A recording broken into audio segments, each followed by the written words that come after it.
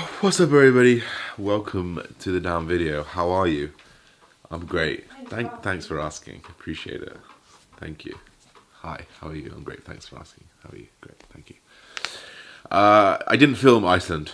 You'd be pleased or not pleased to know. I wanted to just enjoy some time with my mumsy.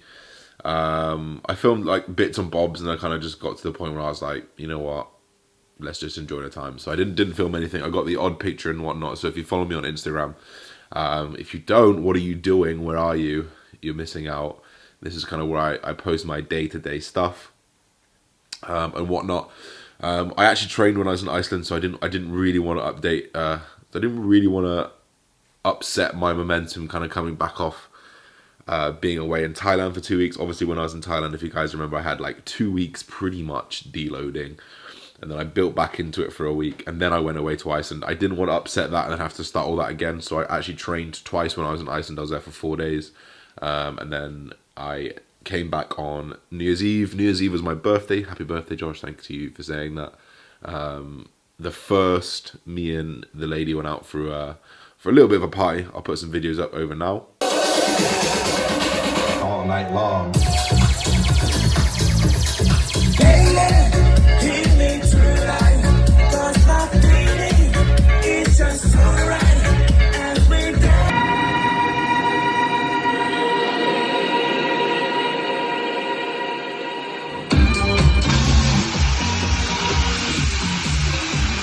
And then, of course, the second we spent recovering from that party at Printworks, which was yesterday. And now today is the third, and we're feeling much better. We fueled up all day yesterday, and we're here for a leg session today.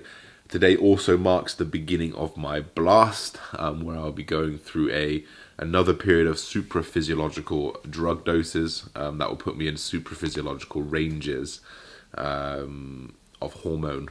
So I obviously prepped with higher doses of drugs and different drugs to bring myself into a shredded competition position. And then from there, I immediately went into a TRT dose where I wanted to put my testosterone into a natural range physiologically, so that all my physiological markers could come back down to baseline. They have done that. Everything has been confirmed. I've got a few markers that I just want to take care of over the blast, so I don't push it crazy amounts.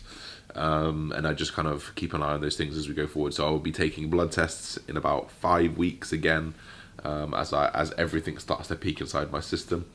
I know I'm going to get questions on this, so the things that I'm going to be taking are going to be testosterone, they're going to be mastron, it's going to be NPP, it's also going to be growth hormone. I'm going to go into doses in terms of like why those compounds, testosterone, bread and butter, mastron, are kind of a lesser toxic. Enough all of steroids are toxic before whenever you go into it. It kind of can just help with the aromatization a little bit. MPP, just a standard bulking substance, brah. And then growth hormone, just to support that nitrogen balance and to support more growth as well.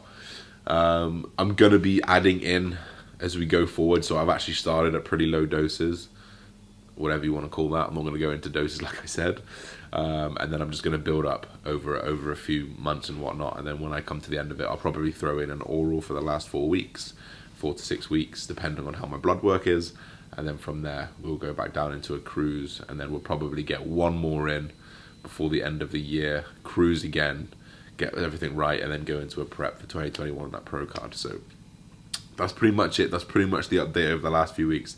That's where I'm starting. I did my first jab this morning. It went well, considering it's the first jab I've done over a mil in, Jesus, like 6 months nearly. Everything has literally been like a quarter of a mil jabs, because I've just been on TRT jab. And I've never had to worry. I've just been boom, willy-nilly putting it in. Now I'm really focused on the spot, because the pip is real. I've had some bad pip experiences, and I'm not looking forward to have any more. So that's it for me. Let's go train. First pre-workout in a few weeks is going off. So I thought we'd go ahead and do a voiceover. I don't know what I'm doing with my angles here, but they were a lot blurry the first 2 exercises, so I apologise. But we started off with adductors.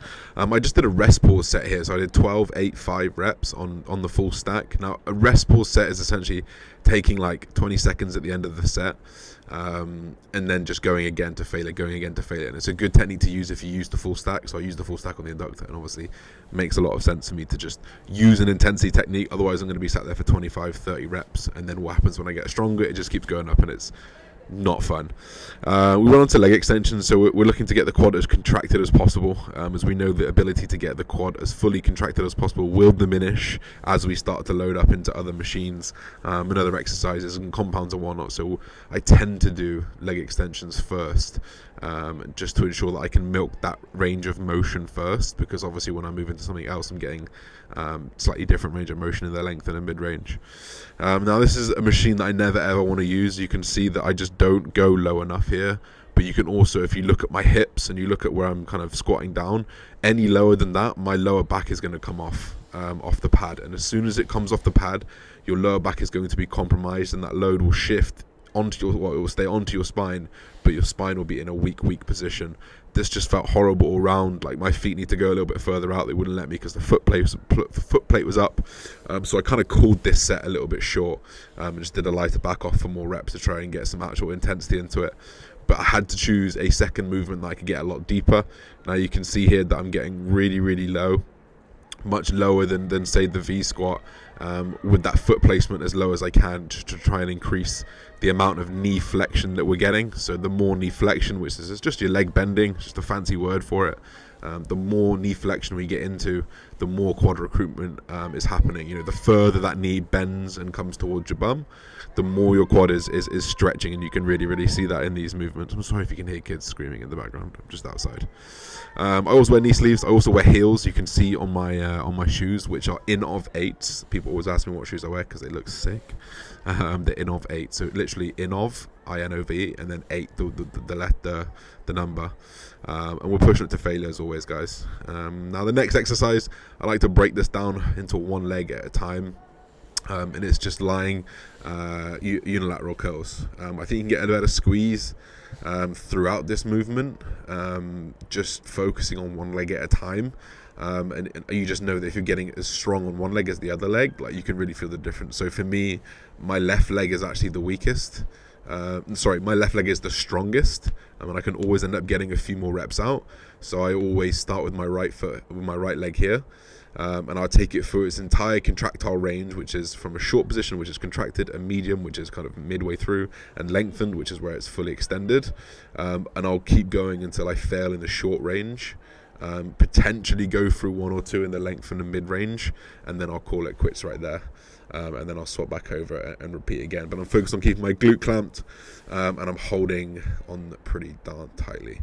But that's it. I hope you enjoy the rest of this video.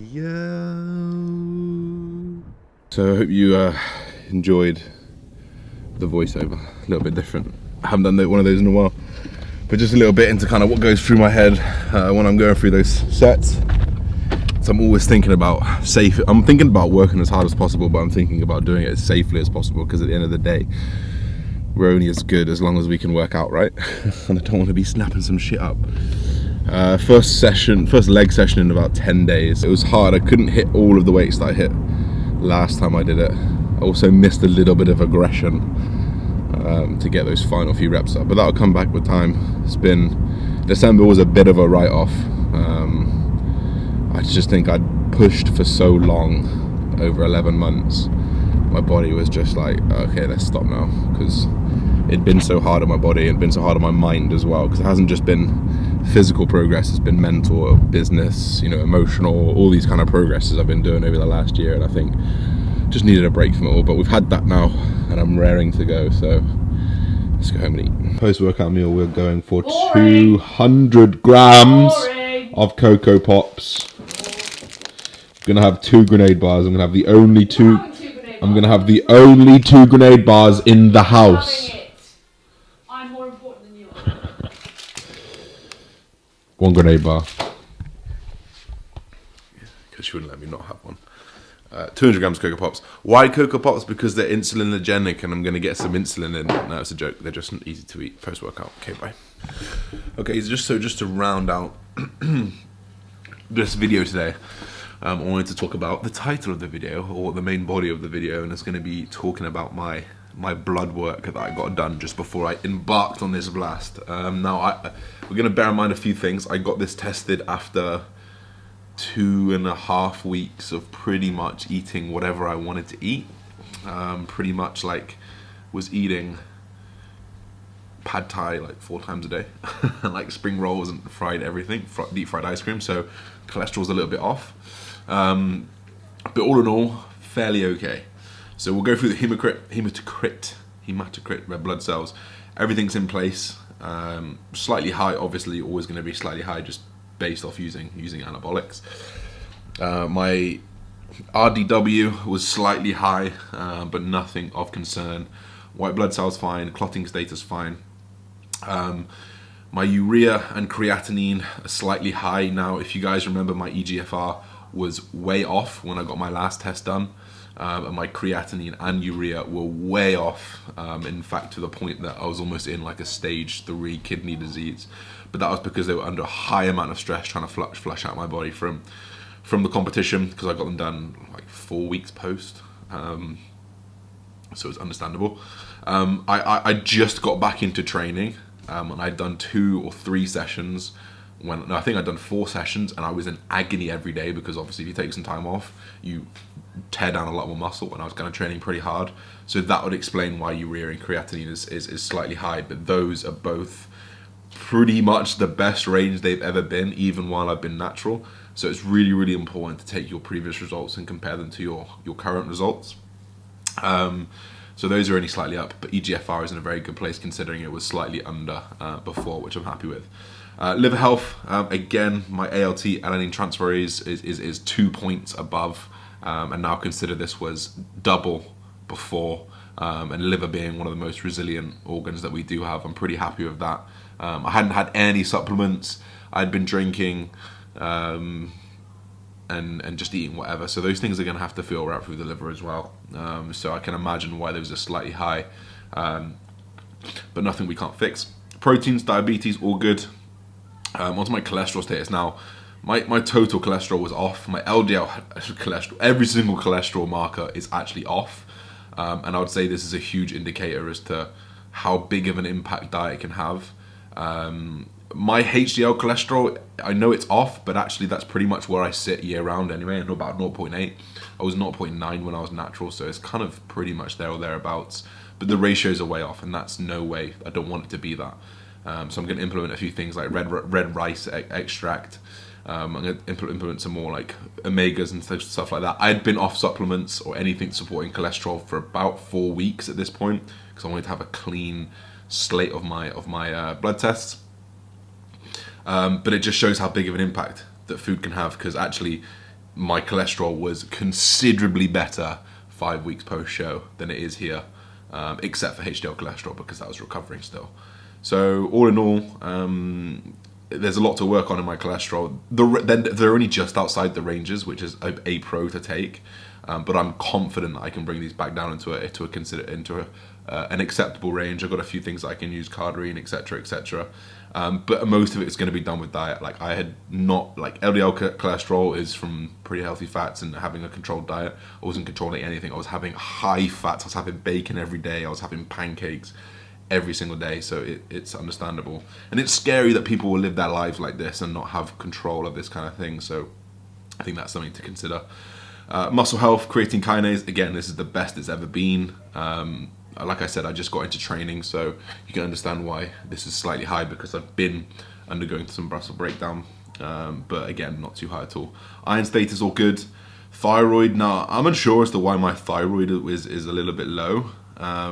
Is a little bit high. I mean, it was high when I was natural anyway, but considering I was using T3 on competition prep, this shows that my thyroid is pretty damn good, because I'm not having used T3 or T4 in a long time. So I'm pretty happy with where these are. I need to keep an eye on my 3-thyroxine, because it's slightly low, but it's still within the range. But obviously, if I'm going to implement something like growth hormone, I need to consider that. And then, of course, my hormones, FSH, LH, they're always going to be off because I'm using endogenous hormone. But estrogen and testosterone were bang in the middle, exactly where we want them, which is pretty good. Prolactin is slightly high, but I've got no side effects from having high prolactin, so we don't need to worry about that. I am going to use a nandrolone, or I am using a nandrolone, so I need to consider where my prolactin is going to go from there.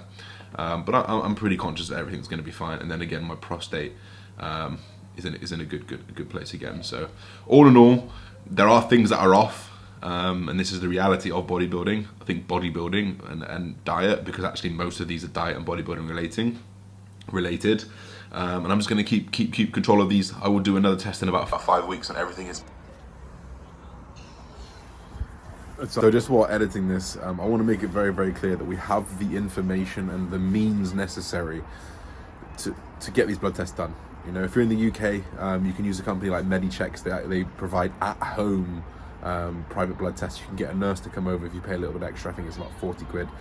Or you can do at-home finger prick ones for the smaller tests as well. So I've got all the links in my description box. I actually work with them full time. Because they're it's a company that I truly believe in. Everyone should be blood testing. If you're assisted, you're ridiculously silly if you're not. So use it, medichecks.com, and Josh Bridgman will get you a discount on all tests as well. So enjoy. Peak inside in terms of the new extra supplements that I'm going to be using, and I hope this gives you a good insight as to don't start steroids. This is completely educational. I'm not influencing the use of anything here. I've got to make that very, very clear, especially with videos like this. I would never, ever recommend anyone. I don't give advice on it. This is just purely education and me giving my experiences with using things like this. So hope you guys enjoyed this video. We're back to business. It's a new year. It's 2020. It's a new decade. We've got big things. I'm going to be investing into myself a lot this year, so expect a big quality increase. Hope you guys enjoyed it. Speak to you soon. Peace.